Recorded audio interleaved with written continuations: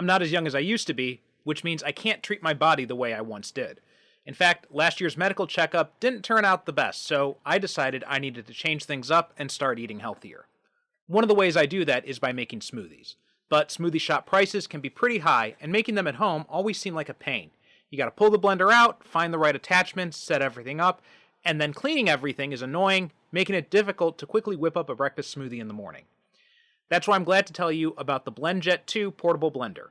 Like I said, it's portable, so you can blend up a smoothie at work, a protein shake at the gym, or even a margarita on the beach.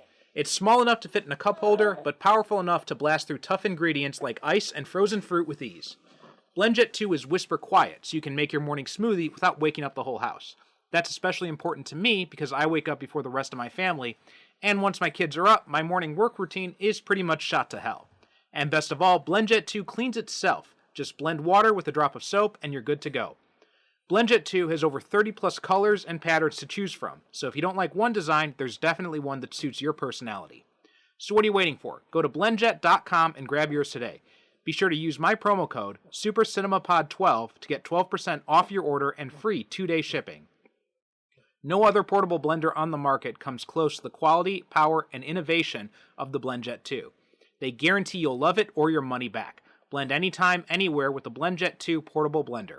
Go to blendjet.com and use my code SuperCinemaPod12.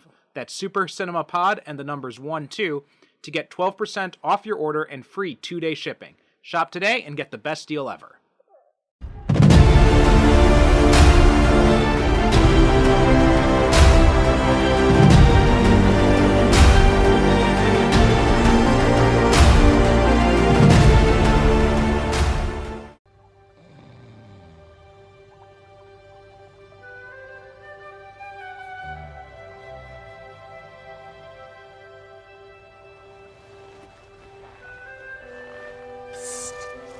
Wakey, wakey, frosted flaky. Hey, brought you a special present. Come on. Story time, chicken nugget. Rise and shine, here we go. Clear eyes, full hearts. Can't lose. Welcome back. What's going on? Wait a minute. Where am I? Who dressed me? I did. I'm a big fan of bears. I'm not wearing pants. When's the last time you saw a bear wearing pants? What the Easy now, hey. The only F-bomb we're using around here is Fred Savage. Now, I want you to take a deep breath and listen to me very carefully, Frederick. You're in a PG-13 version of Deadpool 2, which means we only get 2 1 and a glass of white wine. Are you bleeping yourself? You bet your voice and little I am. That seems weird that you would do that yourself. You stop that. Sorry. Did you reconstruct the bedroom set from The Princess Bride? Inconceivable! Oh, God. Yeah, I always wanted to say that. Felt real good. Why am I here? Well, the reason that you're voluntarily here is that so I could read you the story of Deadpool 2, filtered through the prism of childlike innocence. I'm a grown And nobody man. does childlike innocence like you, Fred. Nobody. I need you almost as much as you need me. I don't need you at You all. need me to untie you once we're done. Hey, easy, sugar mouth. This thing will go all day, all right? Lithium-ion batteries. Hey, you are gonna love this story. I promise you. It's got fencing, fighting, revenge, giants, monsters, true love, and miracles. Now, once upon a time. Welcome to the Superhero Cinephiles podcast. I'm your host, Perry Constantine, and welcoming him back once again is Will Short. Will, how you doing today? I'm doing great. I've never seen this movie. This is the first time we're doing something where I'm just brand new to even the character almost. Mm-hmm. Yeah, so exciting. this goes back to people who watched your first appearance, listened to your first appearance when you came out to talk about Justice League of America. Yes. We were talking about that, and in it I had mentioned that we were talking about like superhero parodies, and I mentioned that, you know, the Deadpool movies are kind of a good example of parody, and you had said that you'd never seen them. So then I thought, oh, okay, well let's and then I thought to spring it on you. at that Yeah. time. So Yeah. right on the air, I kind of forced you into it to commit to watching Once Upon a Deadpool, which is also an interesting choice because it's not the first Deadpool movie. It's technically not the second Deadpool. It technically is, and it isn't the second Deadpool movie because it's a re-edit of the second movie with it's re-edited to be PG-13 and Right. interspersed with these scenes of Deadpool kidnapping Fred Savage and reading the story of Deadpool 2 to him, in reference to the Princess Bride. And because Derek and I, we had covered both the Deadpool movies on the show before. And I thought, and I was watching, I'm like, I wonder how much, and Derek had mentioned during when we had covered Deadpool 2, and I just re-listened to that episode, that if you'd showed just Deadpool 2 to someone without showing them Deadpool 1, they could follow it pretty well. So part of it was I kind of wanted to test that theory. Part of it I wanted to see like just how you'd react, just being thrust right into the deep end. Yeah. So it was part of it was also a little bit of, because you're not a Deadpool fan, so part of it was also revenge for making me watch Justice League of America. Well, it was not nearly as malicious and vile as an attack on me as the JLA was on you, for sure. But yeah, it is an interesting first exposure to a thing. It's like seeing a TV edit of a famous movie is your first exposure to something, almost, because, and yes, there's new content to it with the Fred Savage stuff, and then for a character and a franchise now that is known for ribald doesn't really begin to describe what's going on, that it is the PG-13 version, which still has plenty of shit in there.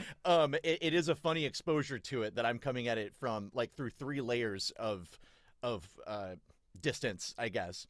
But yeah, I was real, and also I just said, you know what, I'm gonna watch it. I watched it last night. I did like the minimal amount of research. I dive into stuff probably too much when I get into these things, but I was like, I'm just gonna look a little bit. I read one Deadpool comic, my very first one, I believe. Which one was that? The first of the Joe Kelly okay, run. that's a good one. That's from like 97, I guess, or 98.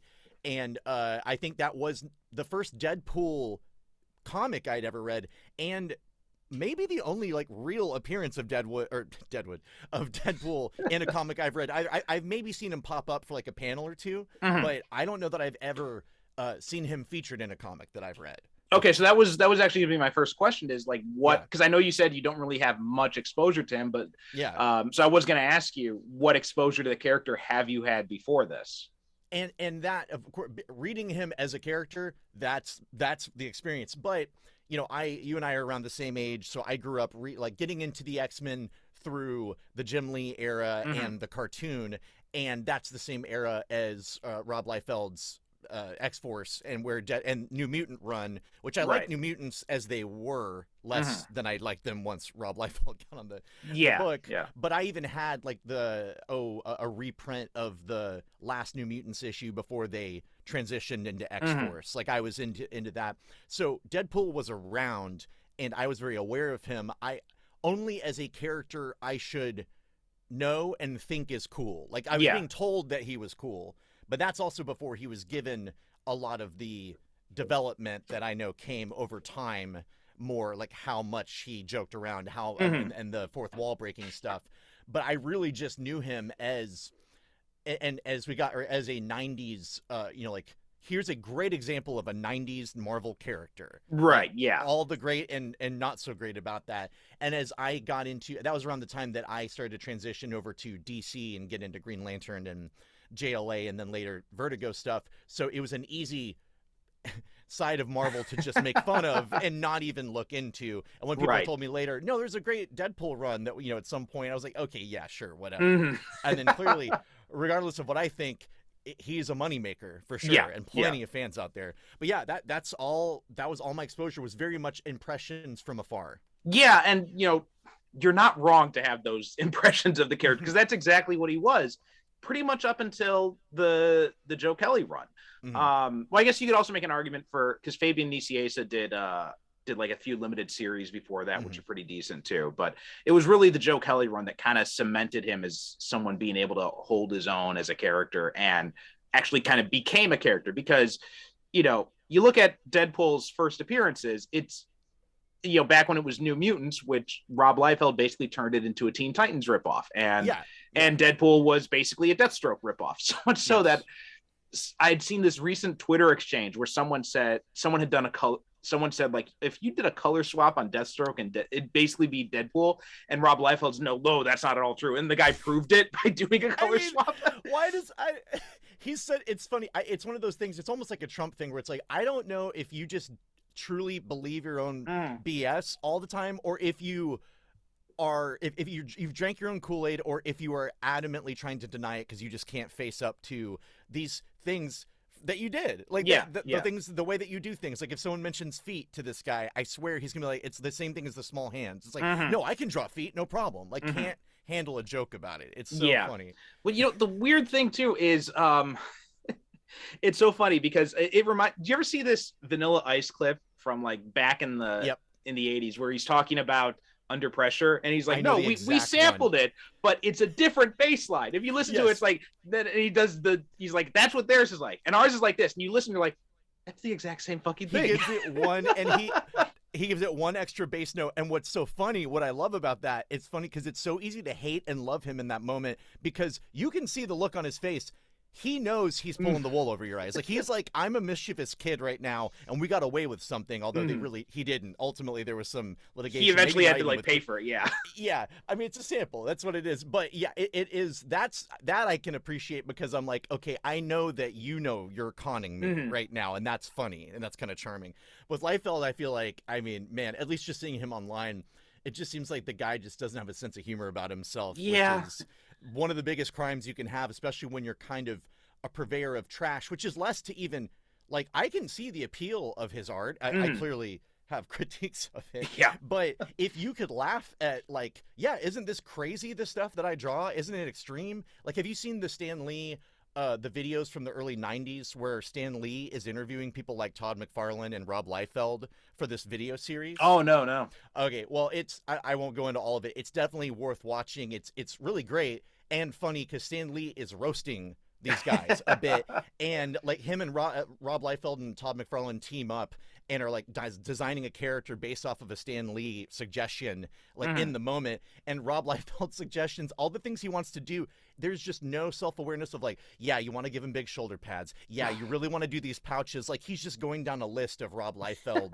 additives to the thing. And I'm like, I mean, I gotta appreciate that artists like him, Todd McFarlane, I have more respect for, but were tapped very much into a 13-year-old mindset that appealed to many, and I cannot take that away from them. It's laughable now, but the design of Deadpool, it is like, hey, let's kind of do Spider-Man. Hey, let's do Deathstroke. All that stuff.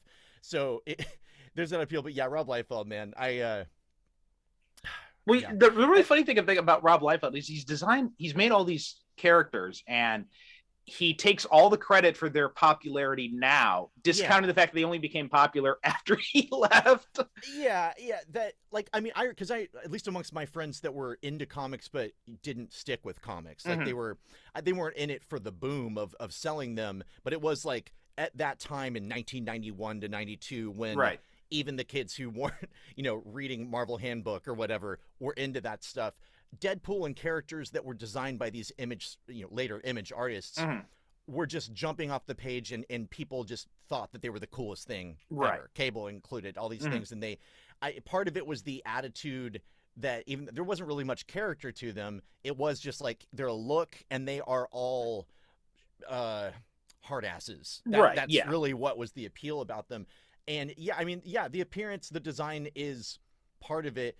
But I don't know. It's just like, if I don't know, sometimes like Stan Lee trying to take a lot of credit for or all the credit for something, or for where it's like, I don't know, man, you kind of just added dialogue to maybe this one. Well, the thing that kills me is when he tries to take credit for the X-Men stuff, when it's like, that was not you at all. No, not at all. Yeah, absolutely not. And so it's but I do love to see how these characters that were popular, and Cable and Deadpool, who are both in the movie, I mean, it's like, a smorgasbord of those characters being reimagined in a way that is, in some ways, just like they were, specifically Shatterstar. Exactly, Which yeah. is so funny to see, like, a truly Rob Liefeld accurate comic design on the screen. I wish we would seen that with Cable, at least for a minute, just like give us the super armored up giant, so many pouches version, Right. just for even a shot, and then they edit it out or whatever. But it's funny to see all those characters, but I like how they've all managed to stick in the X-Men world in Marvel and get developed into something by writers over time and other truly better artists into. They're just part of the world. They're baked in now. Right. We found a way to make them work, which is something unique to comics, where it's like, well, we said it, now we have to live with it. Right. Exactly. Yeah. And we And make it good. the Liefeld characters, like Cable and Deadpool, definitely Domino as well.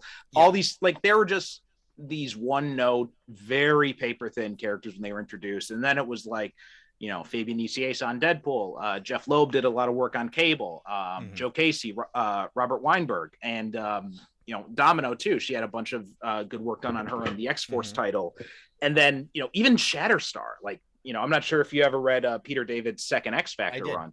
I did. Yeah, I mean, he made Shatterstar into an interesting character. Like, if there's ever you ever want proof that the man knows how to that old axiom is, like, there's no such thing as a bad character, there's only bad writers. I mean, Peter David proved that with Shatterstar.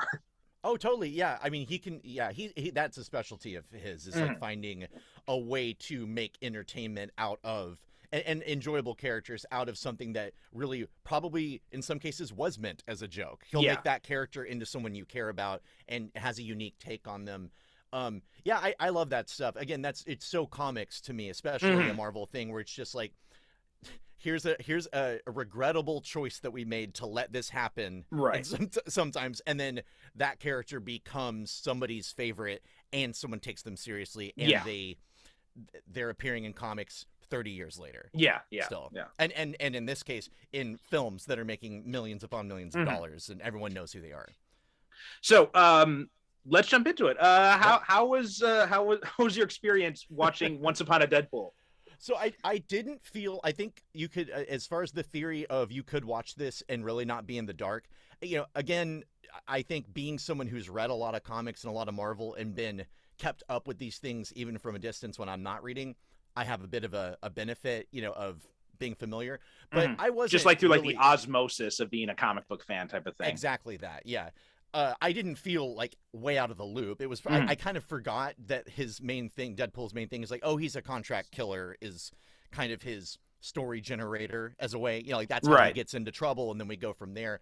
So once it started off, I was like, okay, well, so we're picking up at the end of the first movie, essentially, once we get past the framing device, and okay, he has a girlfriend, and that was the only part that felt like I had to really understand what came before, and then everything else was either just easy to understand in the moment or was a new thing. So I would say proven fact, you can get into this at very least as a out of touch comic fan with this stuff, which was good. I mean, and it's a pretty simple story overall as a compliment. I don't mean that as a problem. Right. Like, it is kind of a series of set pieces. Like, I liked how fast it moved from one thing to another, and I of course we're talking about a version that is an edit of what originally came out, so I don't know how quickly it moved, versus the original cut of the movie. Mostly it's the same. Like, I'm surprised that pretty much all the same, the major beats are still there.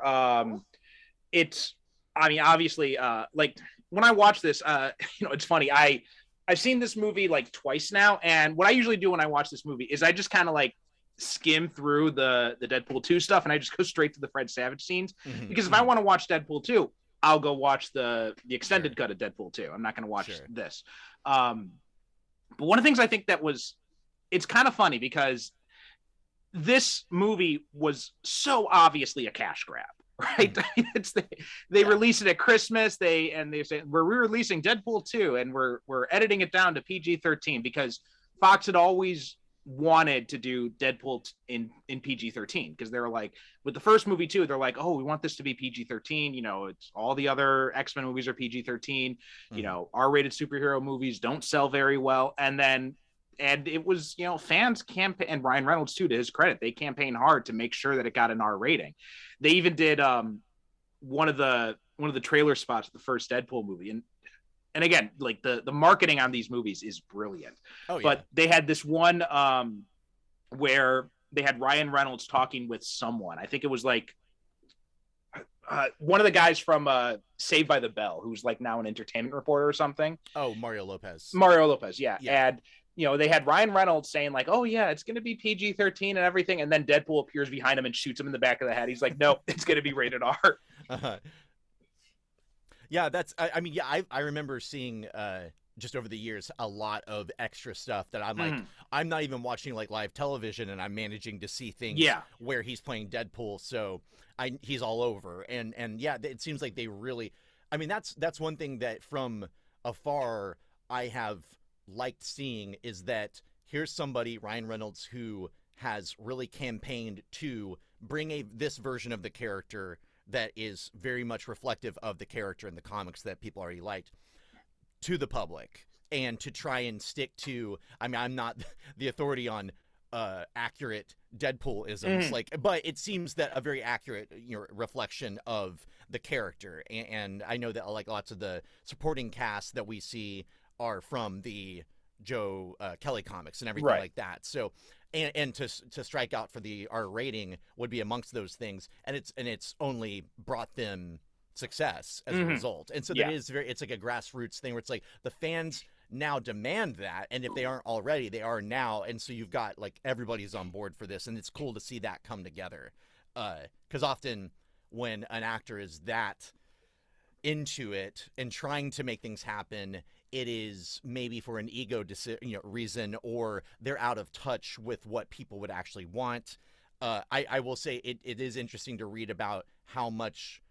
I did a cursory look at like Ryan Reynolds had even more control over Deadpool 2 than Deadpool 1, and it is kind of interesting. I believe that the director from the first one was supposed to direct the second one, right? Tim Miller, and then left, at least reportedly, partially because of the expanded role that Ryan Reynolds had on the second one. I don't mean to say that there's bad blood, just that he was not digging the direction that they were going in. So, I mean, I like Ryan Reynolds as a public figure. I always find him just kind of likable and seems like a normal guy, whatever that means. But I do think that he's not the only one influencing the comedy of the show, but he is clearly, I mean, he's a co-writer on the script, right? Yeah, and as I understand it, was ad-libbing a ton on the show, because here's a character where for once they actually keep his mask on most of the time. Yeah, unlike in Black Panther, these Marvel movies are like, Iron Man. Anytime he's gonna have a one-to-one conversation, the faceplate comes up, right? Because you paid for Robert. Robert Downey Jr. Yeah. You put him on screen, and it's funny because I always complain, but I also get it. Like I know why, but it just feels like you're in the middle of a fight. Keep your fucking faceplate on. And my favorite thing was with Chris Evans as Captain America, how every time they'd find some way for his mask to get pulled off during the fight. Yeah, it's like, what, just use that, that blue. I mean, basically they in the the second one, Winter Soldier, they kind of went with that blue, with no mask look. Right. Yeah. Anyway, from the comics, that's a great look. Just do that at the end of the day. Don't even keep taking it off. But yeah, and go ahead. Pick up what you were saying again. You're talking about Ryan Reynolds, and so he. Because the character has the full, Spider-Man style full face mask, that of course he was doing acting on set. He was not just miming everything, but they were able to go back in ADR, dialogue replace anything that they wanted to, really. That wasn't him, on screen with his face showing, which in some ways is a boon. You can tweak stuff and you're like, hey, we don't have the joke quite there. You can punch it up later. But they were doing that quite a bit from what I was reading. And I think my main complaint, and I will say up top, I was always interested in this movie to see what happened next. I was invested in that way throughout. Funnily enough, the thing that I was just not really into was most of the humor, which is most of the movie, but somehow I was still interested. But there's an overcooked nature to a lot of jokes in it, especially from him, where it's more clever to me than funny. And some of that comes from delivery, because his delivery he's not very manic. I kind of appreciate the relaxedness of Deadpool, the character, sometimes, because you could do like a full Jim Carrey and kind of be too extra all the time. But I do wonder if some of that may come from the option of tooling jokes and dialogue down to the last minute. I think a big part of it is just and I said this when we talked about the other Deadpool movies, but this is basically who Ryan Reynolds is. Like, you take away the superpowers, you take away the whole assassin angle, like that personality, that's Ryan Reynolds. Like, he's always, you see him in interviews, you see him on Twitter, you see him in all these different things. Like, he is this guy. So this is just very natural for him. Sure. Well, and that's the thing is, like, I think his performance in this, I think the performance is fine. It is really, I say that. I think there are times where the material is not being served by delivery or vice versa. The delivery is great, but I just am not digging. It's like, it almost, even though the references aren't out of date, or if they are, it's on purpose. You know, like whatever the 80s music reference is, or this thing. It feels like comedy that I would have seen when Ryan Reynolds was new on the scene, or just a rising star, like in 2005. Okay. Like, I think the only movie that I've seen him in as a lead would be Waiting, and that would have been like, that was wild. Yeah, really early one for him. But it felt like that's a lot of what I was getting from its style wise. And so, and the thing is, of course, I look at it, I'm like, well, a lot of people are digging this, so it's not a matter of quality, it's a matter of taste. I think at the end of the day, not a taste of like, well, good taste or bad taste, but just where you come from. Personal taste, yeah. And I think fourth wall stuff for me can work.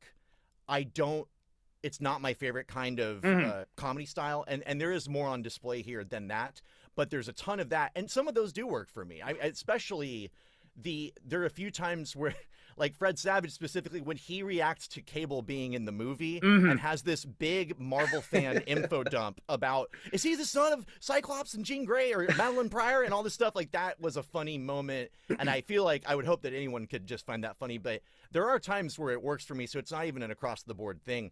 But some of it is everything feels pretty tossed off delivery wise, like, and so it ends up feeling like I'm getting a list of jokes that people have worked on over time. The thing is, it's hard to critique like a dramatic arc or anything like that. And one, it's mostly a comedy. Two, it's a movie that knows it's a movie, and he certainly knows it is. So, and three, it's like half serious comedy, half parody of a superhero movie. Exactly. And I think that there are things in there that I think overall, if I'm sitting there and looking at the intent and what they tried to pull off humor wise, my rating is clever, but not funny for me so much. There are times where I had some laugh out loud moments, but I was like, oh, that's smart. You know, that's a smart observation. Here's a question. I think, because I feel kind of the same way watching this cut of it, and I wonder how much is that. Which did you feel was funnier? Did you feel the Fred Savage stuff was funnier, or the stuff that was actually part of Deadpool 2 proper?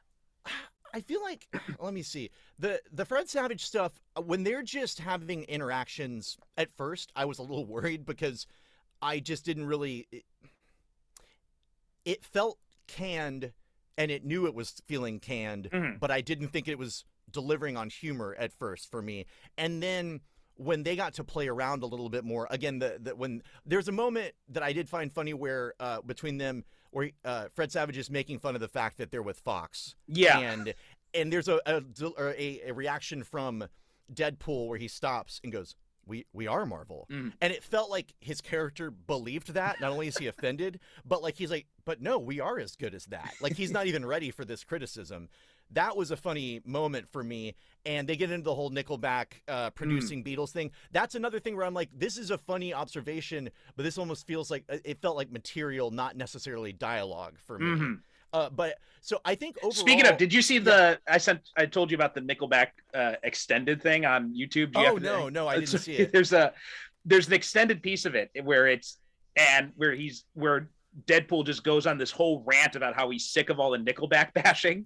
Right. And he just goes through like all of Nickelback's accolades. And then and Fred Savage is like, I'm sorry. I thought we were, riffing. And Deadpool's like all seriously hurt. And he's like, right, you were much nicer as a kid, Fred. And it just gets like really quiet. And then all of a sudden Fred Savage just starts singing Nickelback. Well, I'm gonna bet that there was like true riffing going on set Oh, yeah, between them yeah. because Fred. What's funny because the first time it came on, we were talking about this movie, and I was talking about like, yeah, Fred Savage seems like a cool guy or whatever. Yeah, and then like right after that, the week it got released, there's allegations, and he's fired from the New Wonder Yeah. Years for this shit. So I remember when I was listening back to that episode, I'm like, oh wow, this has not aged well. bad timing, bad timing. But that's just how it is. But he's done a lot of comedy stuff. Like he directed a lot of Sunny in Philadelphia episodes, and has worked a lot in realms where it's like, yeah, riffing and being funny on the spot. Yeah, and Deadpool even mentions, I love Modern Family, so I didn't know he was involved in that either. So like there's I mean I would bet that between those two guys there's a lot of that they're working with on set. But those scenes were fine for me. There was some stuff in it. I mean, it's funny, they weren't in there a lot. I felt like they weren't featured that much as a framing device. It's like there's a few closer at the top, and then it kind of went away for a while. Yeah, that was kind of I was kind of surprised because I was, like I said, I was kind of skipping around a little bit, and I'm just like, yeah, did I skip over some? Because it feels like I've been fast forwarding for a while now, and yeah, I think that's one of the biggest weaknesses is that. And I wonder how much of it was just like the pressures of Fox saying like, we have to keep this under a certain time limit. We have to keep the PG-13 rating. And I'm watching it, and I think like there's a misunderstanding by the Fox studio on what they had here. Whereas I think everybody who watched this movie, they didn't watch it because they wanted to see Deadpool 2 again. They didn't watch it because they wanted to see a PG-13 cut of Deadpool, right? Nobody went to see this movie because they objected to seeing an R-rated Deadpool 2, right? Everybody went to kids can finally see it. Exactly, yeah. Yeah. Everybody went to this movie because they wanted to see the framing stuff. And I think when Fox kind of forgot about that at some point in the movie, and it shows, and it feels like they say, "Oh, well, this is the big stuff in the movie." So I'm like, "No, we're here for Fred Savage and Deadpool. We're not here for Deadpool 2." Well, yeah, which is, it is to think of it from that perspective. Yeah, watching the movie, it's like, well, no, it's mostly the movie. All right, I having not seen Deadpool 2, it's like there's a lot of movie here, and we're just kind of. I assumed we were just cutting to them when we needed to skip some things that they didn't want to show in a PG-13 film. Which it's fun. Again, they get away with. I mean, they even go into the things that you can and can't do to some extent in a PG-13 movie. The unnecessary bleeping was a pretty funny gag, especially when he's talking about Matt Damon. The Matt Damon wanting one to fight him. One, yeah, that's a funny one that goes on for a while that worked for me. But I was and some. It's funny because as much as it's like, okay, a lot of those worked for me. Because I was interested to see what happened next in the story. I was kind of like, okay, well, let's get back to the thing because I haven't seen this movie before. So like, show me what's going to happen with Rusty and all this stuff because I kind of want to know what's going on. And I think it's weird because the comedy wasn't to my taste, but the action's pretty good. The action's really good. It's well pulled off. And I was like, what I found that I wanted was an X-Force movie played mostly straight where the action is the steak and Deadpool and his comedy is the parsley on the plate, where he's there and he brings some of this business to it, but even just with the same filmmakers making a grittier, because I'll say this for sure, I was way more entertained and engaged with this than the last two official X-Men movies that came out. Well, that's not hard. It's a very low bar. It's and but if you want to see this guy playing it straight, he directed Atomic Blonde. If you ever seen that movie, I haven't. And people are involved with John Wick as well, right? On this, yeah, he was an uncredited director on John Wick. It says so. I think he was probably an assistant director or something. Yeah, but also, I didn't know this, but Hobbs and Shaw, the Fast and Furious one. I'm not sure if you saw that, but he directed that as well. Yeah. Well, yeah, there's an action pedigree behind it, and it's like I'd read something about how the first director had wanted to go in a more stylized direction, and I just saw the Elvis movie, which I found very entertaining. It's Baz Luhrmann, and it's just like a phantasmagoria. It's just like you're overloaded for 2.5 hours. It's not about reality. It's about just bright colors and stuff, and I really loved it for that. And I was finding myself wishing that as the action's well shot, but I was like, oh, maybe if this was like a more colorful world. And it has a frenetic, kinetic pace to it, but I was like, oh, I kind of would like to see that if the way that it was shot was more, even more playful, or if the visuals were a little more I engaging. wonder how much of that probably has to do with Fox, because Yeah. like they're saying like this is technically still part of the X-Men universe. We want to keep it in that kind of milieu. And I think and even still, like Deadpool pushes it more than the X-Men movies do, because they have him in the costume for the whole time. They actually have Colossus, like they've got Colossus, and they show him as a big metal guy, whereas in the X-Men movies he only turns metal like for like 5 seconds at a time. Well, I mean, and not to put anyone down, but I mean, the guy that they had cast as Colossus, it felt like there was a lot of casting choices of important characters that were made at the last minute with relatively no-name people. That are just, and Colossus being one of the most recognizable across multimedia, one of the best X-Men, let's say, like that they just kind of put somebody that you could not pick out of a lineup or that you've never heard of before to say a few lines in one movie, and then they would have to live with that in the third movie. I mean, they recast so much. I don't know why they didn't just do that, but but they got this guy who's doesn't even try a Russian accent or anything like that. Where that's what the guy's known for. Yeah. Well, he looked fine as the character, but like, and they didn't write a real character for him. Certainly not in his first appearance, but not in any of his appearances. Like even when he's supposed to be part of the main X-Men team in the third movie, he still doesn't say anything. I rewatched those movies a few years ago, and I was just flabbergasted by how many. I mean, obviously, we live in a world now where it's like if a character appears on screen, they have a 10-year plan for that character in the MCU. Right. All these things have been tested and thought of, and et cetera.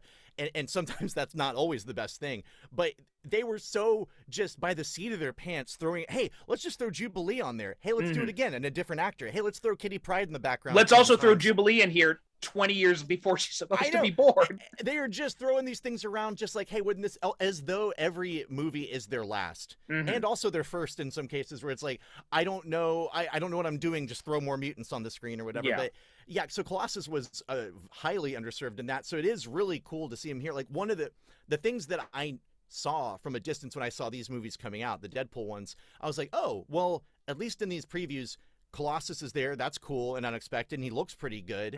And I like the way that Cable looks. I like the way that they've styled Domino. I just like these character designs and the style of it overall. And so they do push it, I don't know, at times both more comics accurate, more towards the X-Men, like leathery style, let's say, for Domino, though she's kind of already there in the comics anyway, and into wackier places. And I end up liking the design for pretty much all the characters, right? Yeah, for those reasons. Like Brolin does look great as Cable. That's a good choice. That's like an easy choice almost. You're like, yeah, of course he does.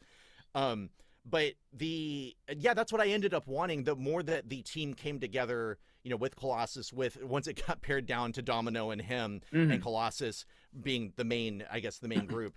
I found myself wanting, like, oh, I just wish I was watching a good X-Men or an X-Men adjacent movie that had some extra pairs of balls on it, which is kind of what you get here. And that's, I think, where I was getting pulled back into it was, oh, we're going to have a thing where and I liked the story of, this would have been, it would probably been garish at the time, but like, when school shootings were first happening, it's not even that they were first happening, when they were starting to become a thing, I remember thinking at the time, there's got to be an X-Men, story where you have a mutant teenager that has been bullied, that is having this reaction and is taking it out on the school because they don't know what to do. And seeing this version of Rusty Collins deal with a trauma, beyond bullying, abuse, in that way, I was like, oh, here it is. This is how a dangerous mutant is created, quote unquote. It is like if you caught Magneto early on, that kind of thing. That was a cool thing to me. It was weird tonally, and the emotional scenes that they had together actually really worked for me. The character that actor is great. I really enjoyed him in the Hunt for the Wilder People. Did you ever see that? I didn't see that, but he was also in Godzilla versus Kong. It was. The Hunt for the Wilder People is a New Zealand one, and I highly recommended. It's really heartwarming and very funny. But he's great in this, and I bought into their emotional relationship. And that's hard to do sometimes when you have a character like Deadpool who exists in and out of emotional reality. Right. But I also they have to attach the idea of sexual abuse to, and I'm not a prude, I'm not like I don't care, I mean they can cover whatever, but it seemed like, you know, they made this whole thing about calling the guy who headed the Essex school a perv over and over again, and it seemed like they only threw that in with they wanted to throw in this heavy accusation, this heavy reality thing, without really looking at it, which is, it doesn't have a place in this movie, so why throw that part on there? Weird.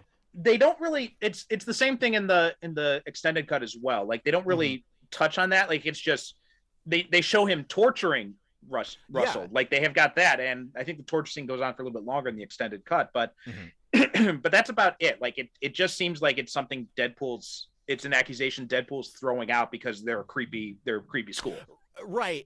And maybe part of it is just me taking for face value that everyone jumps on board with that and that no one denies it. You know, maybe I'm taking it to be like literal, whereas that wasn't the intent of the writers. But if I'm accurate, I'm like, man, let's just not even go there. If we're not going to get, I mean, maybe in a movie with this level of irreverence and it's mostly comedy and these things. But aside from that, I was really digging the idea of, here's a kid who's been through this, and not only do we have to stop him so that the soldier from the future doesn't kill him or whatever, but that there's just we need to heal this person. And so it's weird that was well done in a movie like this. But again, that, like, if you, I was imagining and yearning for a type of like X-Force movie that was more on the serious side, and you're cutting out these other things, and that's what you're at, is basically, we have to save the soul of this child. But there was a lot of that in there, and that really was what I latched onto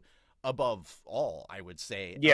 And so that had me engaged. Doesn't really matter how you get me there. I was there. I think too, what was interesting is that, and you haven't seen the first one, so you've got no frame of reference for this, but I feel like the story's a lot stronger in this one compared to the first one. And it's interesting because the first one had, you know, a dedicated supervillain character in that, right? It had a guy who was, you know, basically a bastard. He's basically there to be a supervillain. Yeah. This one doesn't really have a villain. I thought that was a pretty cool way, because you've got, you know, Cable ostensibly through most of the movie, but then the climax, it's all about Russell, but he's not really a villain. He's someone we just have to stop. And then you got the Juggernaut, but the Juggernaut's just there as, you know, a henchman, more or less. Yeah, he's a weapon almost at his side. Yeah, and then even the villain, the headmaster or whatever you want to call it, the guy that's in charge of the school, is barely in the movie, and the damage he has done has already occurred, and now he's actually the person you're, for better or worse, trying to save, just so that he doesn't go through that. Until Dopinder runs him over with the car. Well, until that point. I was like, they're probably, especially with the accusations that they're throwing around, I don't think they're just going to let this guy, especially with when the shot changes to be wider and they're just showing him standing in the middle of dirt. I'm like, he's about to die. Like, I thought an anvil was going to drop on him or something, like Looney Tunes style. I just didn't know what, but then there was that. Essex is a reference to Mr. Sinister, is that right? Yeah. Okay. But nothing else kind of popped up about Sinister in this. No, that was just that. But yeah, in the comic books, Sinister ran an orphanage. Like, he ran the orphanage where Cyclops grew up. Yeah. Right. Didn't Sinister show up like as a Easter egg or something at the end of one of the other X movies? He showed up in a few. He showed up as an Easter egg in a few of them. So in the end of what was it? I think it was Apocalypse. There's because you have did you see Apocalypse? Yeah. Okay, so you remember, so you've got the thing with Wolverine in there with the whole Weapon X stuff, and then you see it at the end. There's someone who's walking away with like a briefcase or something like that has like SX Corp on it or something like that. Okay. And also in New Mutants, I'm not sure if you saw that, but I saw the first half and then I fell asleep. Okay, so the school they're at, it's actually like the Essex School or something like that. So it's run by he never appears. John Hamm was supposed to play him, actually. Like, he was signed on to play it, and then they changed their minds last minute and they decided not to put him in it. And then I think the plan was to bring him in the Channing Tatum Gambit movie, which never happened. But he was originally supposed to have a cameo in New Mutants as Mr. Sinister, like at the end or something, and they decided to cut that out. Interesting. Yeah, I remember seeing. I'm like, well, that's a very particular name, and I mean, I've read a lot of stuff with Mr. Sinister in it, but it's not a character that I'm deeply invested in. It's funny because like on another episode I talked about like the big box of 80s Marvel comics that my cousin had that I dug into. Right. There's a lot of great X-Men in there of the Claremont run, and it was, I guess, Inferno and the adjacent areas. So a lot of the Outback X-Men and Mark Silvestri art, which I just love. And so that's who I associate with Mr. Sinister, who I see. And that was a character that was like, at that time, I know plans changed, or at least didn't get to be changed born out. radically. Yeah. So he's a weird, like, you know, it's one of these characters that for the longest time seemed like he may not even be a mutant. And so it's a weird thing that he's even involved here, you know, in this, that he's so important. And it's interesting, even, I mean, I know that Deadpool in the comics also is not a mutant. And so it's interesting that, you know, having not seen the first movie, how he's even involved with the X-Men this much in the movie. And I think another version that we saw a piece of in this was, I like the idea of a superhero comedy based around a team of people trying to just do good superhero business, and then a fuck up, like, you know, trickster type like him. Even, maybe that's even trying really hard to do a good job, but is just only knows how to do it his way. Because the thing, when they first encounter Rusty and Colossus and Negasonic Teenage Warhead and like the little version of the team that they have are trying to do a superhero thing, and he's just not getting it right. I'm like, I could have more of this. I think that's why I love the X-Force sequence was so perfect because of that. Because he goes all the trouble, he assembles this team, and it's just clear that he's got no clue what he's doing because they all die 5 minutes in. And I appreciated how expedient it was too. Like they just were like, oh, we're going to put together a team. Here are the guys. And then here's the thing. And we just get like the speed with which we got through everything really helped. Like, I mean, that's probably the comedy of it is the timing, but like, I was very pleased with like, oh, I don't have to, if I'm not digging something, I can just probably wait and get to the next part. But that was one of my favorite things, was getting to see him up against people who take it seriously. Because, and I think, for me, he works best as a character, my limited experience, against other people and that are like that, and him not being the featured solo guy. And obviously they've surrounded him with many characters in this, so he's really just on his own. It really depends on it. In the comics, at least, it's depended a lot on the writer, because you know, the Joe Kelly stuff, it was mostly solo. Like every now and then you'd have some characters, you have Siren in there, you'd have few other from time to time, but mostly it was, you know, Deadpool driving himself. And you know, when Joe Kelly was writing it, it was great. When Gail Simone was writing it, it was great. When a lot of other people have written it, it's been not very good. And but when Fabian Nicieza did it with Cable and Deadpool, it was great because of that reason, because he had him playing off of Cable, which when I'd heard that title announcement, I thought that sounds like a stupid idea. And then you read it, and it turns out to be a really good idea.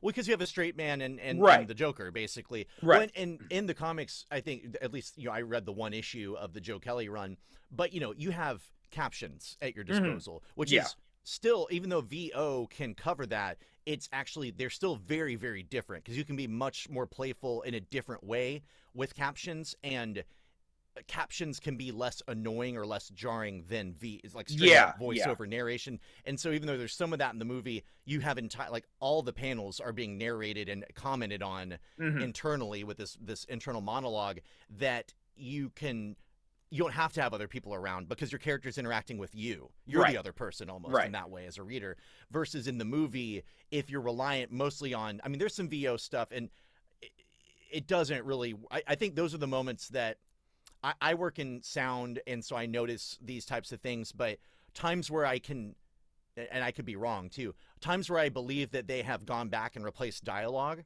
or added narration, perhaps to glue together things, those are the places where they lose me the most, honestly, because it just feels disjointed from either the person on screen. I think there's also a lot of that in this movie too, just because to make up for to make it into a PG-13 rating. Yeah. And I think that's been a lot of it, because I'm watching it and I'm noticing in lines, and I've seen the extended cut so many times that I know a lot very well. So I'm watching and I'm like, okay, that is definitely a new line. That has definitely been re-recorded, because there was no way they could have edited that out with this shot and everything like that. So So yeah, if you compare the two of them back to back, you can tell where stuff was re-recorded. And I think that's also one of the reasons why I find myself. That's why I asked you if you thought the Fred Savage stuff was funnier than the Mm-hmm. Deadpool's 2 stuff, because when I watch this, I just fast forward through the Deadpool's 2 stuff and I focus on Right. the Fred Savage. So I'm wondering how much. I'd be really curious. Like we've already talked about on the show, but just in general, I'd be really curious to see what you thought of it after watching like the full uncut version Yeah. of Deadpool 2. Yeah. I mean, I would be interested to see it just even as an experiment because in film editing, because Yeah. of all those things that go into it, where it's like, well, now that we had to cut this part out, this thing later either doesn't make sense or the timing feels wrong, so now we have to change that too. It's like, Yeah.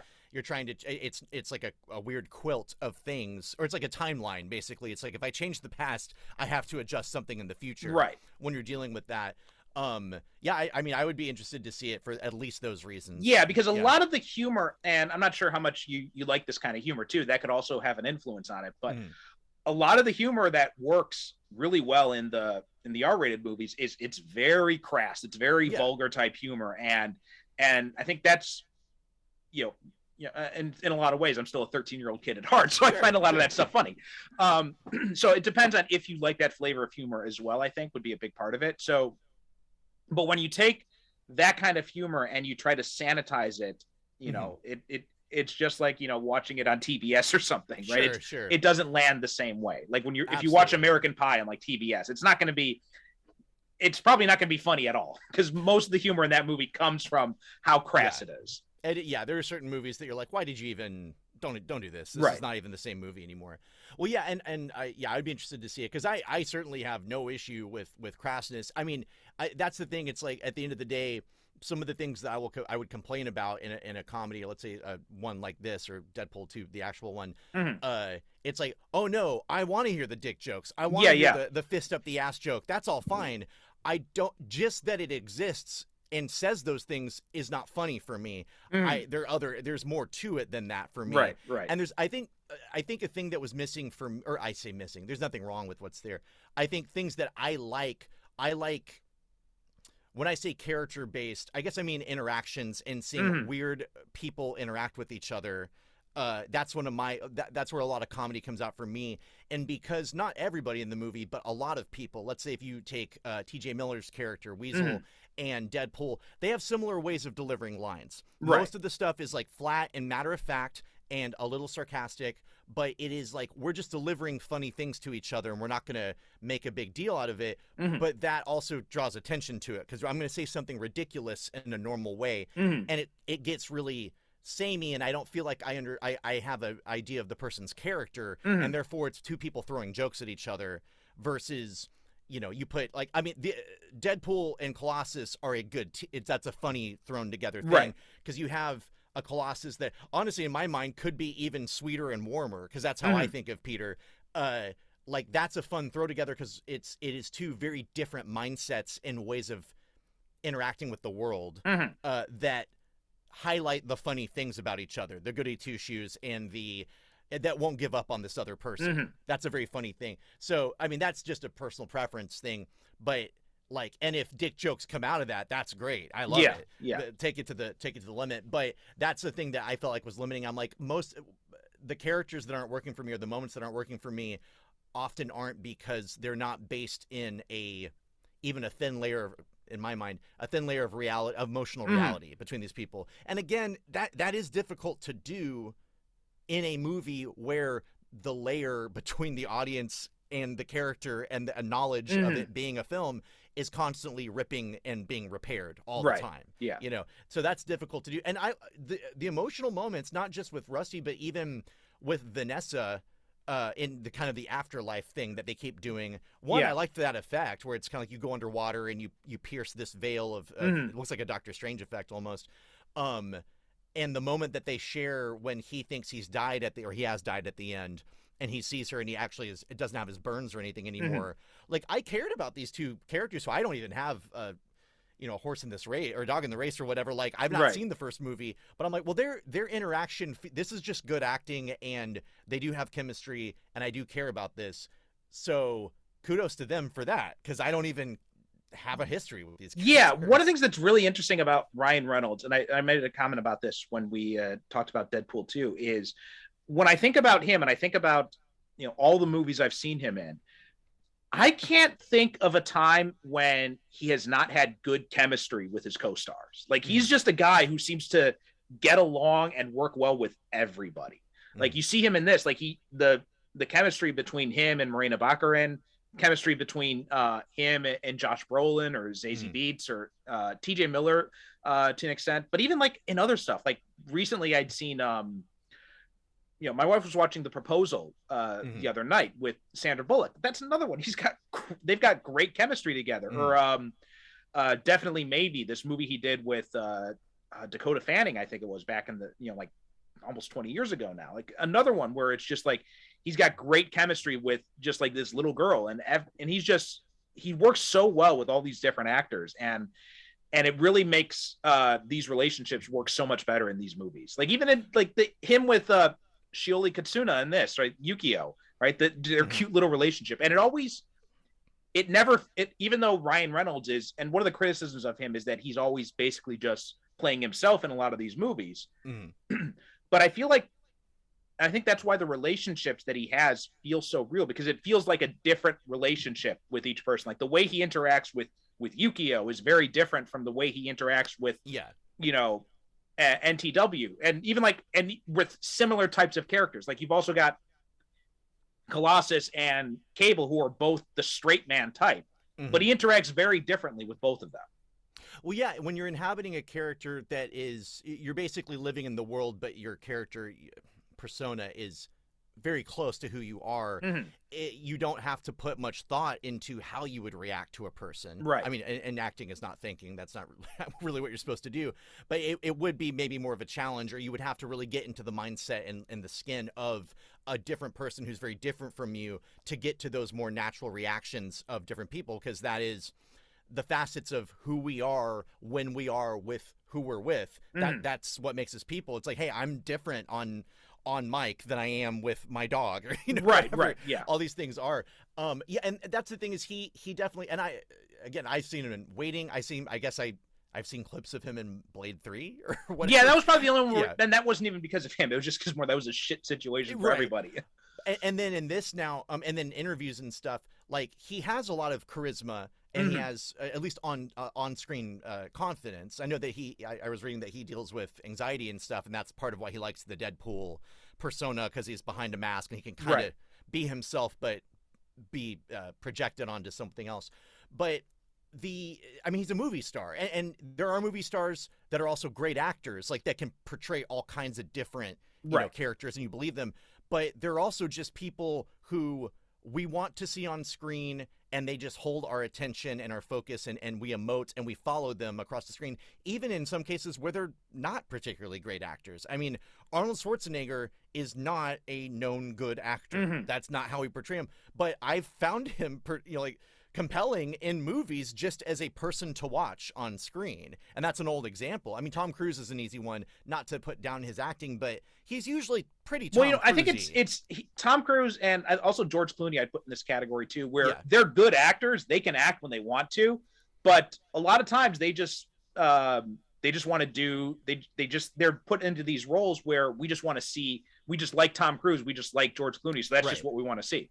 But like you see him, like Tom Cruise in Collateral, like he was amazing in that, accurate, or even in Tropic Thunder, right? I mean, he's right. Or George Clooney in Syriana, right? So they've got the acting chops, but it's just everybody wants to see them do like Maverick or Danny Ocean, right? And when they are, let's say, this heightened version of themselves, or their movie star self, there's something about them innately that we don't need them to even put on a show. We don't need them to turn into someone else to hold our attention. Whereas a character actor, let's say, I mean, I'm drawing distinctions, these are not technical things, but we have actors out there that are often very close to themselves on screen, but we just like that's all we want from them. That's the meat and potatoes that we want from them, versus a character actor who plays like 1,000 different characters the whole life, and we're impressed by that. They're like someone like Gary Oldman, who you don't even realize it's Gary Oldman in half the movies. Yeah, and maybe maybe he never went for it, but maybe a version of him on screen we also would have fallen for in that way and followed through. But that's not where his skills or his interests Right. lay, I guess. Right. But that's I think what you have with Ryan Reynolds, and and mileage varies. Like I'm not as drawn to him just doing normal stuff, I guess, as maybe some are, but there's no denying that like he has something going on there, Right, that yeah. is like I'm watching him do things that I'm not even as so interested in, or making jokes that I'm not digging as much, but I'm like, well, I want to see what happens. And I'm consistently, I said it before, kind of in some ways impressed that his take on the character doesn't involve a bunch of mugging or and at times maybe I wanted more out of him. Maybe I wanted him to be a little more dynamic, but you could make this character a different kind of annoying, a very in your face kind of annoying, Right. that would not work as the protagonist of multiple movies over 4 hours or whatever. And he didn't go for that. And in the moments when he modulates to a more real emotional state, like with Vanessa, that means that going there doesn't feel like such a knee-jerk pull to the left of the road sort of thing. So yeah, I had not. It's funny how aware of him I am, and then realizing, oh, I've barely ever seen this guy do his job on screen. I've seen him interviewed more than anything else. It'll be interesting to see what happens when Marvel ends up making Deadpool 3, because you know they own it now. It's going to be in the Marvel universe, they said, and that's a much bigger. Going back to what you said about, you know, you wanted it to be like more colorful. It'll be interesting to see what they do with it, because, you know, I mean, honestly, as great as David Leitch did with this one, I kind of want to see like Taika Waititi direct the next one. I mean, especially after seeing the two of them. I'm not sure. Did you see Free Guy?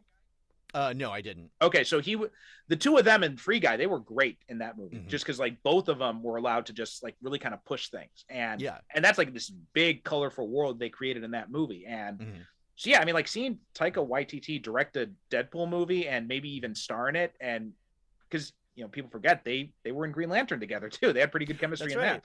That's right. Oh yeah, I mean, it's something, yes, I think visually, well, a lot of things, like when I read that was what was going to happen, I was like, okay, I am interested in seeing that, because regardless of how much the humor stays the same, or the little things that I'm not digging, the things that they would get to lampoon, and the ways that they would get to interact, I've been invested in the MCU. I've seen a lot of this stuff, so now if there's so much there to play with and joke about, and so many big ideas at this point. I mean, we've got Celestials now and all these things that they can, and things that haven't worked as well, and that we've. I mean, I'm sure the Inhumans would be on the chopping block as far as things that we get to make fun of.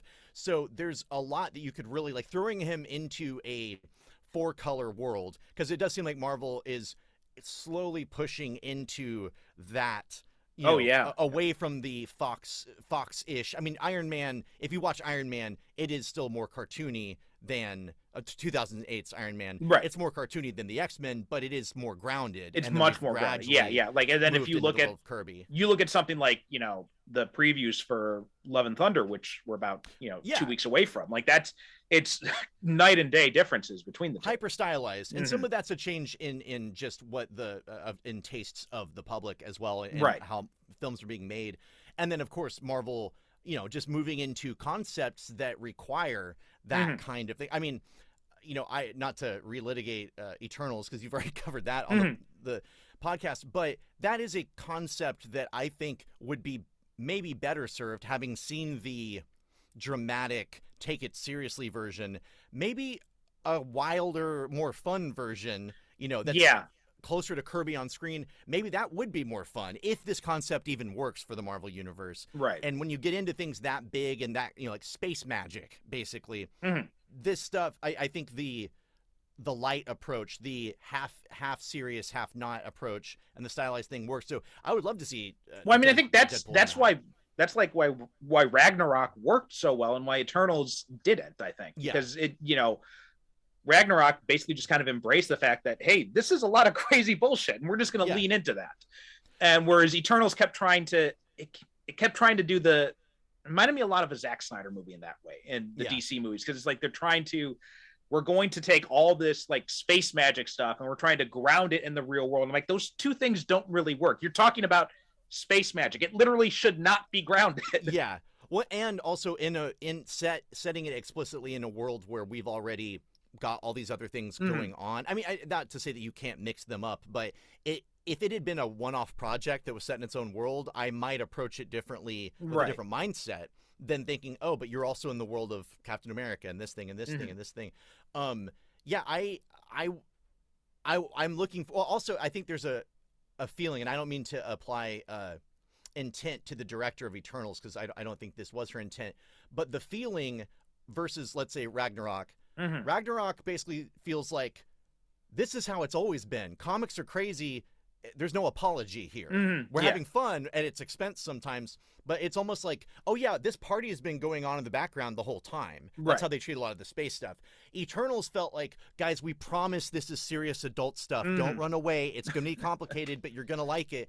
And that it felt apologetic almost in a way for its crazy ideas.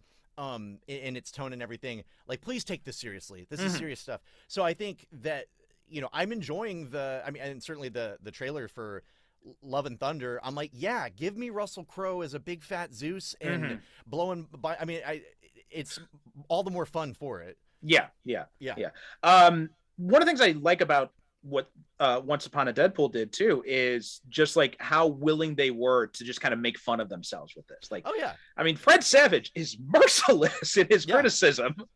Yeah. It's the meta stuff worked for me, and especially more, I guess, in the Fred Savage scenes.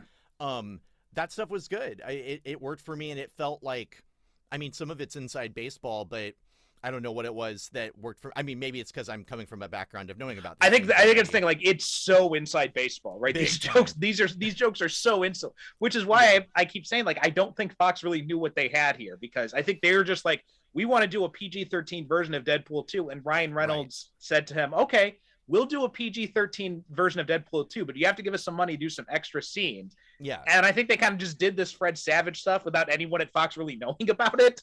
And then they got it, and they're like, okay, well, we're like 2 weeks away from deadline. I guess we got to put this out there now. Right. That's funny.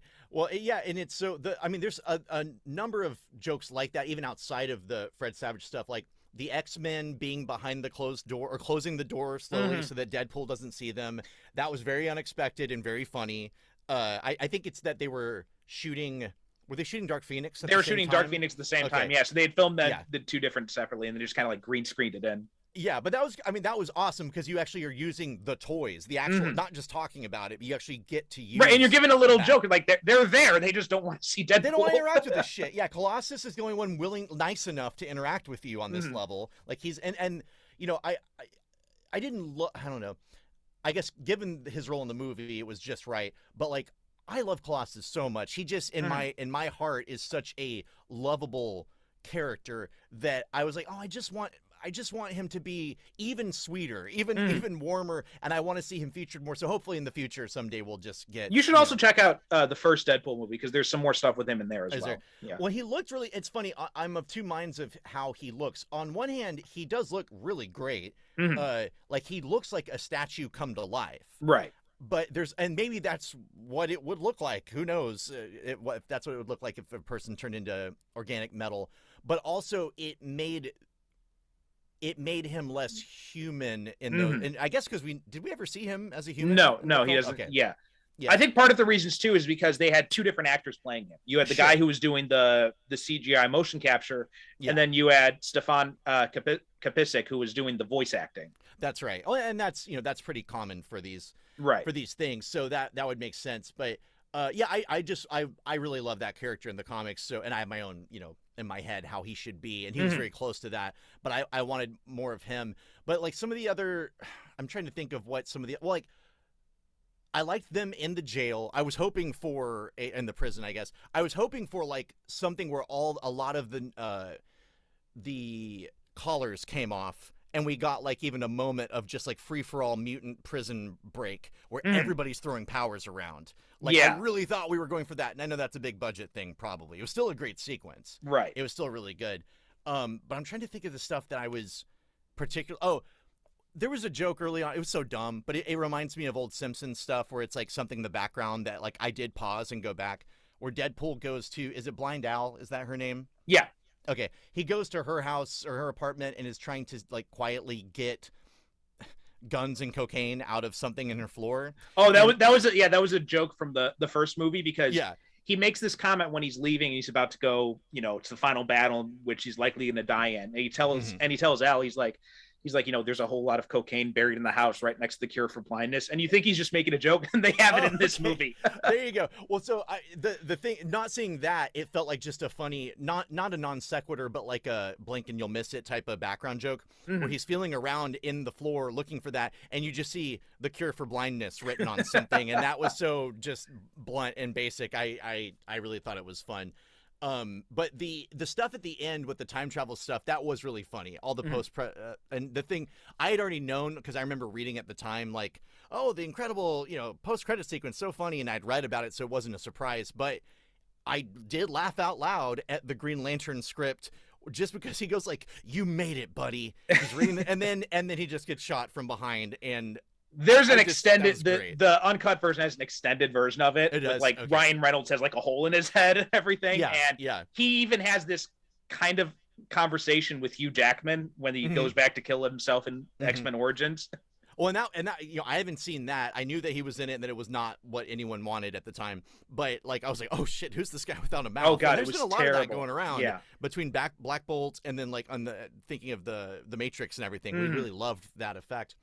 But yeah, I liked that too, because I'm like, yeah, we're just gonna make fun of everything, ourselves and everybody, like that.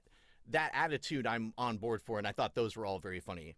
Funny things. Yeah, you should definitely check out the extended version, if only else for the time travel sequence at the end, because also they've got a few other sequences that they cut out of here. One is the opening sequence. They had this huge like globe-trotting sequence where he's traveling around the world as a mercenary, as an assassin, set to 9 to 5 by Dolly Parton. Yeah, that's funny. There was and also like they've got this whole like James Bond style opening credit sequence in the original one with Celine Dion doing the song for it. Oh wow. So yeah, it's and the opening credits in the original one, like they play around with how they credit people in the opening credits in both the original Deadpool 2 and in the first Deadpool as well. Like they don't put down the characters, actors, or the directors' names or anything, but they find like, funny little titles for it. It's worth watching for just like those little things. It's worth watching it. So I think if you like the Deadpool 2 stuff in this, then I think you'd enjoy it a lot more if you watch the original two movies. Yeah. I can see that. But yeah, I think this one, I love and a lot of people, first I gotta say, like, I love the fact that this is a blatant cash grab. Everybody knows it, but they still managed to give us something that's like, okay, yeah, I get what you're doing. I know you're just trying to get my money, but you know what? I love seeing Fred Savage and Deadpool interact together, so I'm going to go along with it. Well, that is maybe the best way to do. I mean, to reference The Simpsons again, for a long time, they were required by contract to do however many episodes a year. Well, I guess they still are, but they would, I think it was maybe by contract or to meet a budgetary restraint, they would have to have one clips episode every year. And that could only have minimal, like, framing and recording of new lines and new animation. And whenever they did that, they managed to make fun of how they were doing. I mean, there was also that Clerks episode. Did you watch the Clerks? Oh, yeah. Where, and that's making fun of that. They did a flashback episode in the second episode. Yeah, and making fun of that. But that whole thing where it's like you're making fun of the conceit of how you get to having these flashbacks. And so if it's like, hey, we have to make a cheap ass episode that uses old stuff, and we're going to, with any new material that we can make for it, point out the fact that this is ridiculous, or we're going to make fun of it a little bit. That is probably the best way to get me to accept that sort of thing. And Yeah, they did that really well here too. Man, that Clerks, you just reminded me, that Clerks animated series was so good and so short-lived. There was some fun. I mean, I think there was some stuff in it that was really great, and the one thing that I think it seems like that has lived on from it is probably the one thing I think that deserves to live on, which is the whole extended anime sequence at the end of the one episode. Because like me and my friends used to say, "Oh my God, who's driving? Oh my God, Bear is driving" to each other all the time based on that, because it's such a they didn't know how to write themselves out of the episode. They didn't know how to resolve it. So they just said Big American Dance Party and then did this whole thing. But like the animation was just such a spot on parody at the time of that stuff that I found it. And there's a transformer that transforms with a man inside of him, and there's a blood spurt that comes out. So that's funny stuff. But yeah, what a weird, like, who knows what it would have been if they had gotten to put it on HBO, which is where I think they wanted to put it in the first place. Yeah. It was funny because Kevin Smith talks about that because they said like UPN was giving them offers like, we'll let you do like as much as you want. We'll let you do like 10 seasons or whatever. Yeah. And it's like, yeah, but ABC is offering us 6 episodes and it's ABC. So I think we'll go with ABC. And that he says like, yeah, that was a mistake. What a bad pairing. I mean, like even NBC would have been a better choice. I mean, as far as just like brand pairing, you know, like ABC is a Disney affiliate. They are not known for pushing the envelope. Yeah. And at the time, that is what he was known for. So yeah, that's funny, man. What a weird product. But yeah, the Fred Savage, like if you're gonna watch this movie, and you had trouble tracking it down actually, so it's a real hard time. Seems like no one. It's been CIA's been knocking it out of existence online. I wonder how much of it now that it's owned by Disney, and maybe they're just haven't re-released it or something like that. Yeah, that could be it. So, but yeah, I mean, it might also have to do something with the recent Fred Savage stuff too. Could be. I mean, that would be surprising to me just because, sadly, it's just that there's so many. There would be so many things that are just taken out of existence. Right, but I think not so much that they took it out of existence because of that, but I think that it might have caused them to have cold feet about re-releasing it so soon. Yeah, they're letting it if there's a lapse in there, just letting that lapse happen for a while. That's right, because they did have because the Deadpool movies, they were still on like Hulu until recently, I think. And then now that the Hulu deal is expired, now it's completely Disney's now. And I think, so I think, and I know like Amazon Prime had them as well. So I think Amazon Prime, it's just kind of like, we're going to let that lapse for Once Upon a Deadpool at least. Yeah. Well, I mean, and there's also the TJ Miller of it all as well. Right. That too. That's another, there's that aspect. And then I understand that there was not that this is in the same thing, but there was some tragedy on the set of this movie because they had a stunt woman who died while pulling off one of the stunts. Oh, really? I didn't know Domino, yeah. Oh, and just I feel like, you know, Domino, Zazie Beetz, I enjoyed her as Domino. She's just easy to watch on screen regardless. But I really did enjoy just digging into how her luck power works and how things are going so bad for everybody else. Like how she can just have this relaxed nature about the world and walking through the world because she's like falling into a giant panda because she was blown off of a thing. Like I wanted to see even more of those Rube Goldberg style things because it was just so almost mean spirited how well it was going for her. And because I mean, I felt like, meant to or not, you know, a lot of the time when we have these luck characters in the Marvel universe, like her, Longshot, Scarlet Witch to an extent, Black Cat. Usually there's a story later where, yes, there's a story where either that also creates bad luck for someone else or for them somewhere in the world, that it's like you're upsetting the balance. And I almost wonder if Domino's presence doing these things is what got every member of X-Force killed. I don't think they were thinking of that, but it felt like one of those no prize things. That's a good point. Yeah. It was so like blatantly bad, but it's also that kind of movie. But yeah, and you know, that was always the thing. And I mentioned this when we talked about Deadpool 2, but the whole luck as a superpower thing always seemed like such bullshit to me when you're reading comic books. Because very few comics have ever actually played with that idea. It's like mostly they forget about it until they need it. And the one before Deadpool 2, the one time I think that they really showed that being used well was Grant Morrison wrote New X-Men Annual where he had Domino guest star. Yeah, and when Zorn first appeared. Yeah, and he did a really good job of using luck as a superpower. Like they jump out the window, there's a pool underneath, or there's or she's like, yeah, the combination of the safe just happened to be my ex-boyfriend's phone number. Yeah, I know that's the thing is like it's in the presentation as much as what the actual ideas are because I mean if you read early Scarlet Witch appearances where it's like my hex powers just make things happen that shouldn't happen, you were literally a Deus Ex Machina, like that you were just the writer needing an out here. And that, you know, I've always enjoyed Longshot. He was in stuff when I was a kid and I liked Art Adams' art, so even though he's a weird, you know, kind of also ran character, I liked that when you pair it with either a personality like his, where it's like Mm-hmm. I'm just kind of a himbo that's having a good, like, I'm just a Right. nice innocent guy, or with Domino. Well, and she wasn't a bimbo in this, but like the ease with which a person would live in the world if they had Mhm. those powers, I like seeing that happen. It just Yeah. it feels like a fun thing, and it's also, I like it that in her case it felt like it, in the movie at least, it's just something that's happening. It's not even something that she is forcing into existence. Right, Like, I it better just- use my power now. It's the Right, world exactly. works It's out just for me. like she says, things just work out for me, and Yeah. they did a really good job of showing that. Like that convoy sequence is just amazing. Like every time, like I said, I'm fast forward through most of the movie. I did not fast forward through that scene.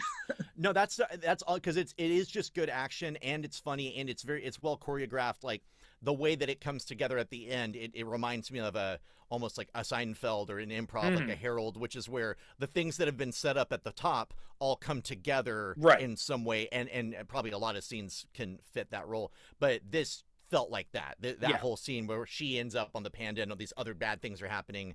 Yeah, it is kind of a operatic moment in its way. Yeah, I really dug that. And also, speaking of taking things from or like fixing things the X-Men movies did, like they did with Colossus, they also did that with Juggernaut here too. Yeah. He was. It's funny how, like, I forgot that he was in the movie, and then when Rusty went and like knocked on the, like was in the prison and was starting to interact with them, but you don't see him. I'm like, oh, that's got to be Juggernaut. Like that's who we're dealing with, and it's certainly not bad. It's cool to see him throw down with Colossus.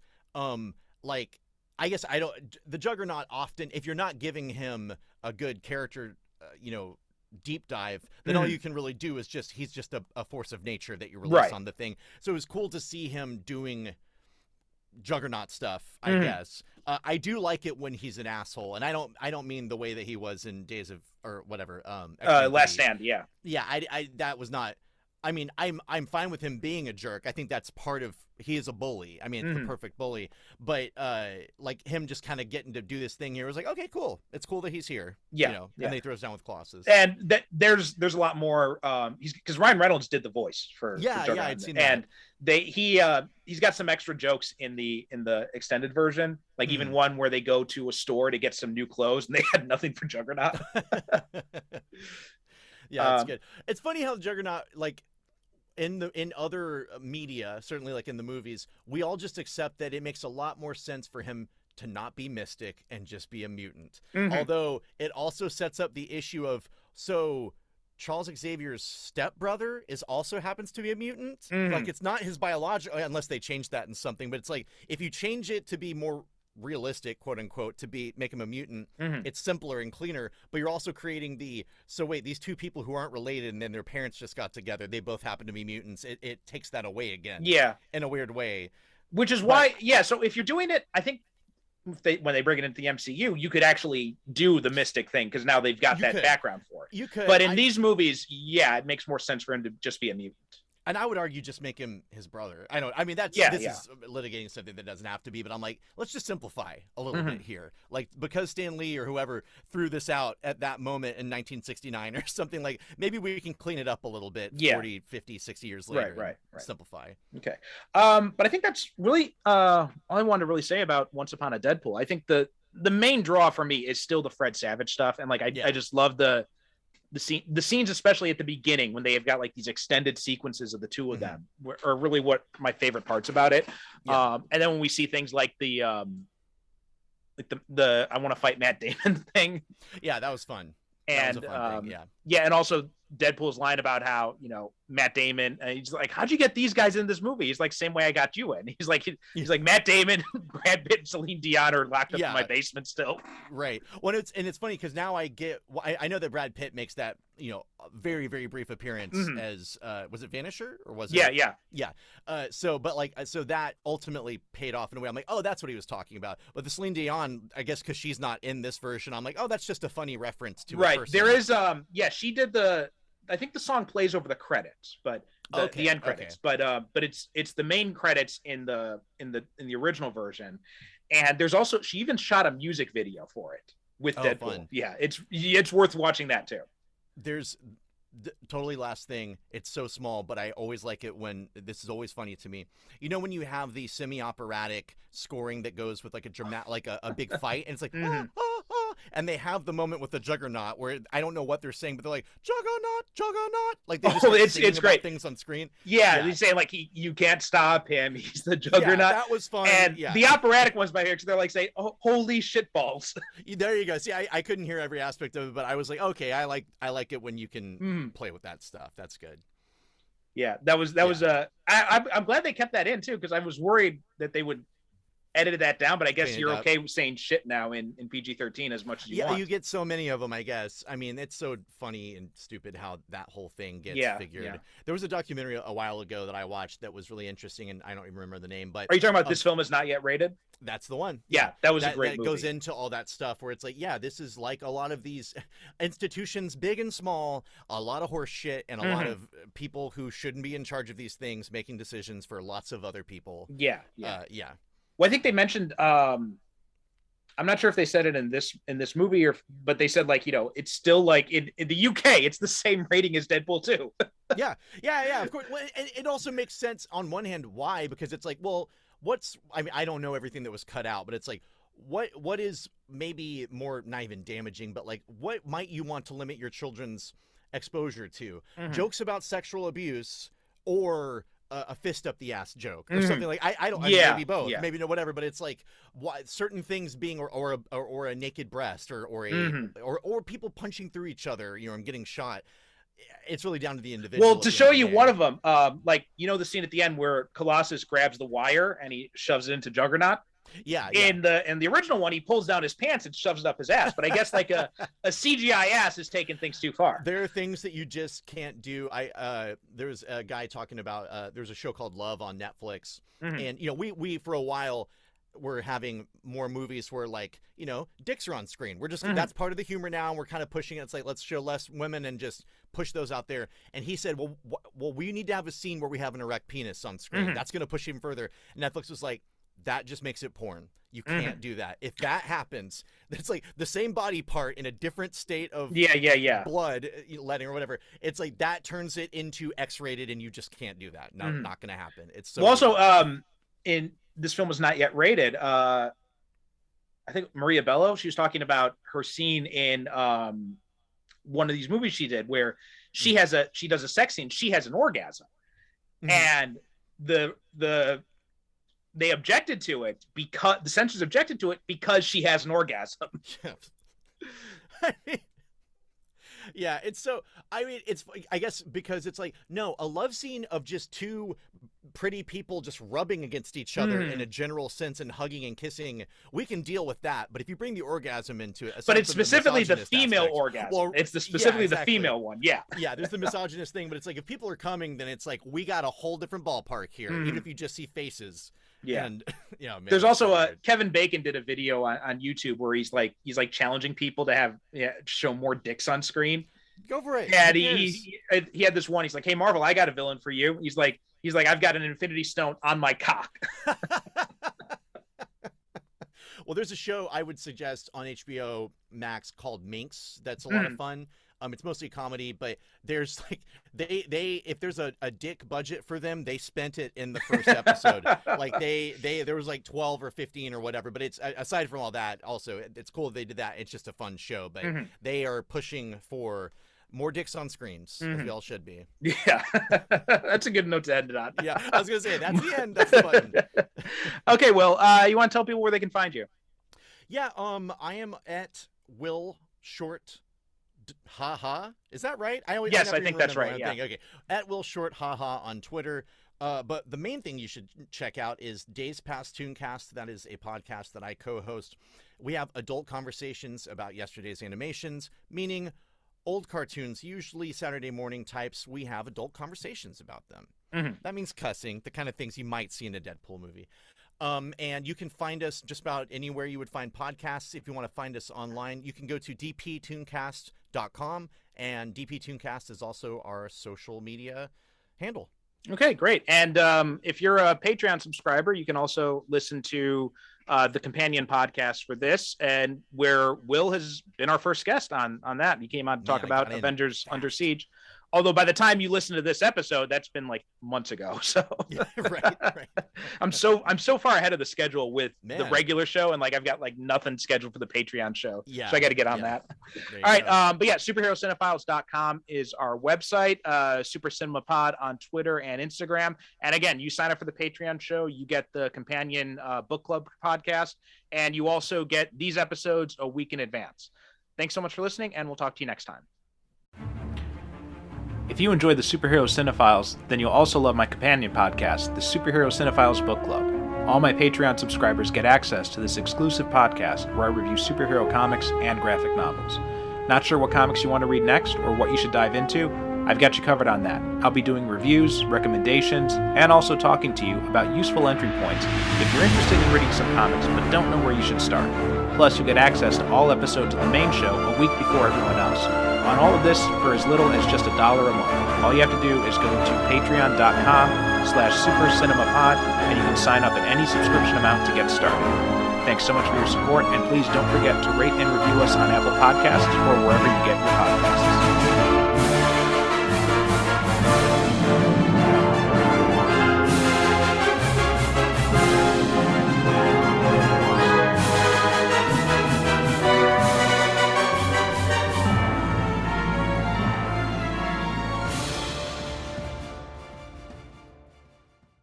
Thank you for listening. And as always, good night, good evening. God bless.